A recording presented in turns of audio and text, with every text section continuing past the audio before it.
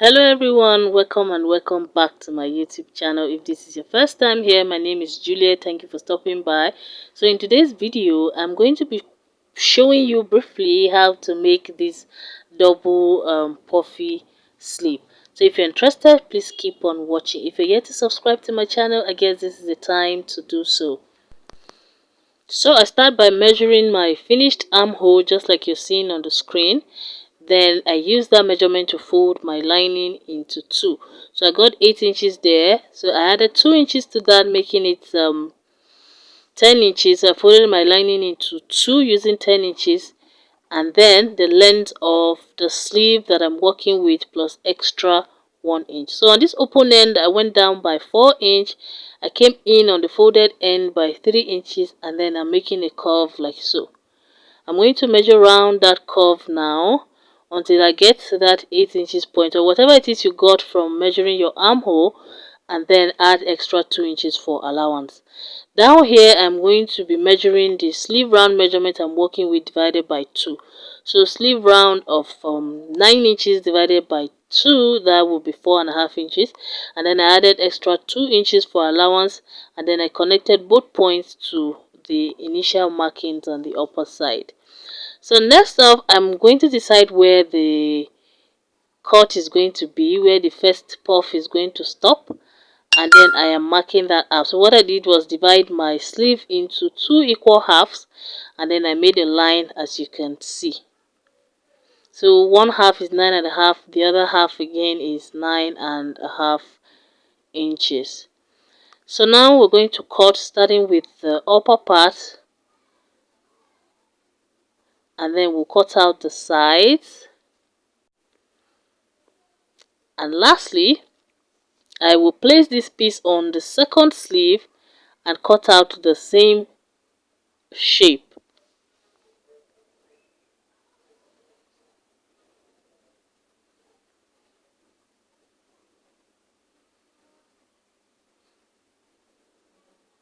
After that, we're going to be cutting out this part we divided, and then I'll go ahead and transfer the marks to the second part of the sleeve because we're going to be sewing those lines down in a minute.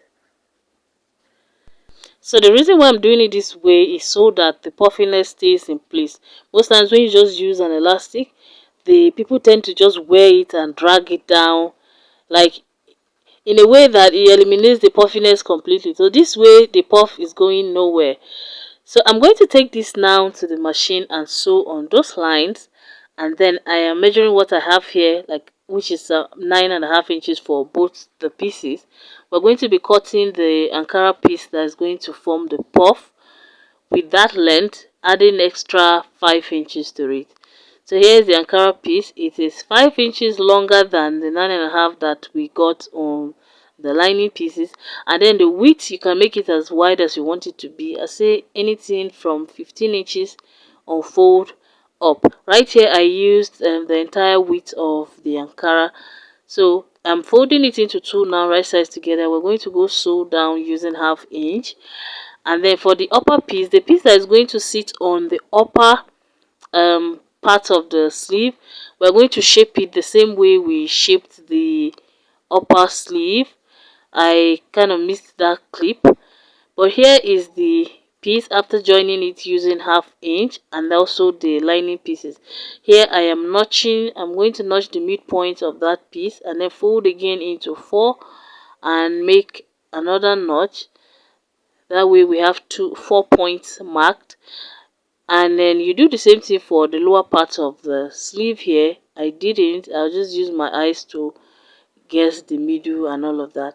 Next I'm going to place this lining piece. We're pleating on the lower part of the sleeve. The lower part you can see here is obviously smaller, so I'm placing this right sides together with the Ankara piece. I'll place it right sides together, then match the side seams, the side seam of the lining piece and then the side seam of the Ankara piece. Using my pin, I am going to hold that in place. Then I will locate the midpoint on the Ankara piece and then the midpoint on the lining. I will also pin that. So the remaining two notches, we're going to do the same thing. Locate that notch, locate the side point on the lining piece, pin them in place. We're doing this so that our pleats will be distributed evenly, such that we don't have one side fuller than the other. So we're going to go now and make pleats and fill up those spaces all around, and we will be repeating the same thing for the second sleeve. Now for the upper part of the sleeve, we're going to be pleating on the lower part. So the upper part of the sleeve, one side is going to be joined to the shoulder, so that's not the part we're pleating on. We're pleating on the lower part that will be joined to the first one we pleated. So right here again, I'm going to place them wrong sides together this time around. So the wrong side of the lining will be facing the wrong side of the Ankara piece, and then the same way we'll match the side seams, match the center point, and then match the sides.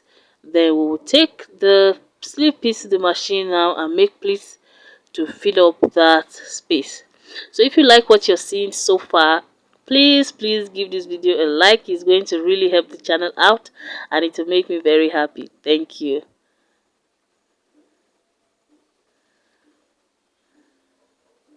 So remember, everything we're doing here, we're going to be repeating the same thing on the second sleeve.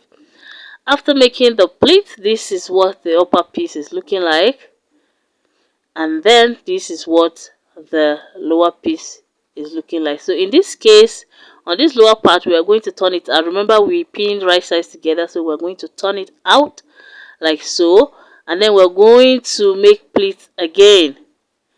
The same thing we did on the lower part, we'll match the side seams to the side seam, and then the midpoint to the midpoint, and then the sides.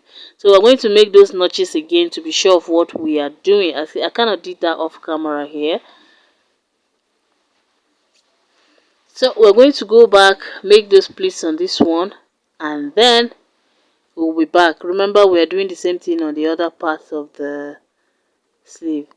After that, this is what we have. And yes, I forgot to mention, you can iron lightweight interfacing on the Ankara piece to give it a bit of structure, give it more structure. I didn't do that here, but that is what you should do. Iron lightweight interfacing on it is going to really help the sleeve out.